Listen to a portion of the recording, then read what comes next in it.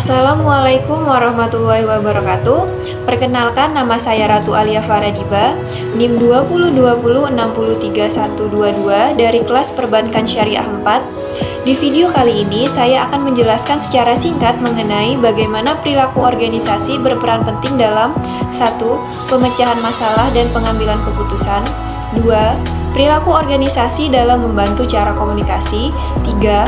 Perilaku organisasi dalam mengatasi stres. Dan yang keempat, perilaku organisasi dalam mengarahkan sikap dalam menghadapi konflik.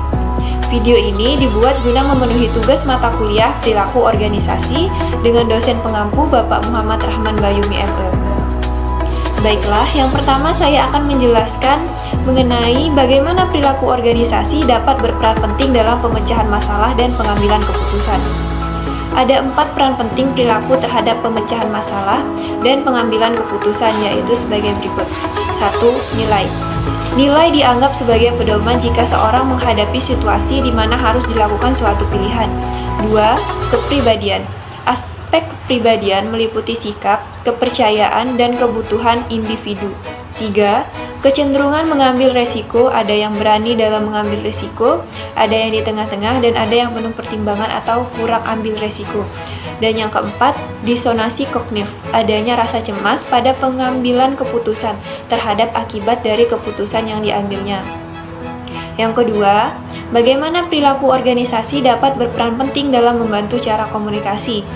Organisasi merupakan perkumpulan antara orang atau lebih dalam suatu kelompok khusus yang dibentuk untuk mencapai sebuah atau beberapa tujuan yang sudah ditetapkan bersama, di mana di dalam hal ini pasti diperlukan adanya komunikasi dan interaksi yang baik antar individu ataupun kelompoknya. Oleh karena itu, perilaku organisasi memiliki peran penting dalam komunikasi, sebab dalam organisasi pasti akan sering terjalinnya komunikasi dan juga interaksi antar anggota di dalamnya.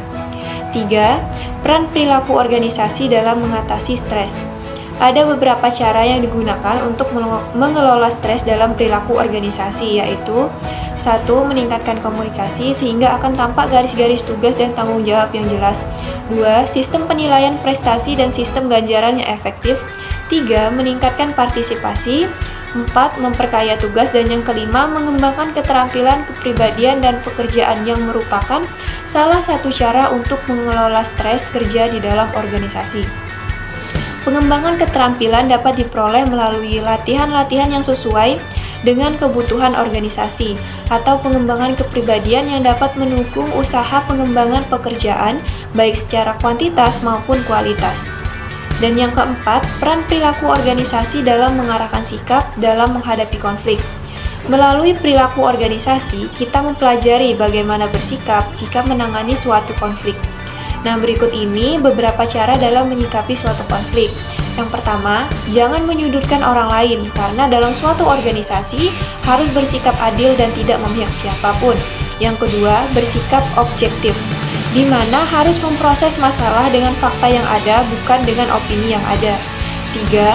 Mengambil keputusan bersama untuk mencegah terjadinya miskomunikasi, dan juga mengambil jalan keluar yang tepat bersama-sama.